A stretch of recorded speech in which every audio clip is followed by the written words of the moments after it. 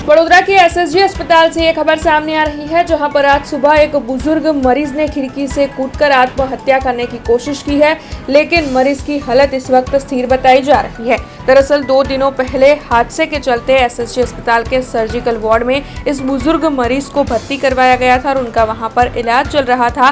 तब आज अस्पताल के न्यू सर्जिकल वार्ड में पहली मंजिल की खिड़की से कूदकर इस मरीज ने अपनी जान देने की कोशिश की। तब आपको बता दें कि इस मरीज का नाम दयानंद पवार बताया जा रहा है। सुबह 5 बजे के आसपास ये वाकया हुआ था, लेकिन इस वक्त मरीज की तबीयत स्थिर है। तब इस बारे में एसएसजी अस्पताल के आरएमओ डॉक्टर हितेंद्र चौहान ने बयान देते हुए ये कहा है कि इस बारे में उनकी ओर से पुलिस को जानकारी दे दी गई है और जिम्मेदार अधिकारियों के सामने भी कार्रवाई की जाएगी। હોસ્પિટલમાં આ પ્રકારનો એક બનાવ બન્યો છે, જેમાં દર્દીએ રૂમની બારીમાંથી બહાર છલાંગ લગાવી છે પહેલા માળેથી। આ બાબતે પોલીસને જાણ કરાઈ છે અને પોલીસ તપાસ ચાલુ છે। એટલે એક્ઝેક્ટ કારણ ને બધું અમને હાલમાં ખ્યાલ નથી, પોલીસ તપાસમાં બહાર આવશે।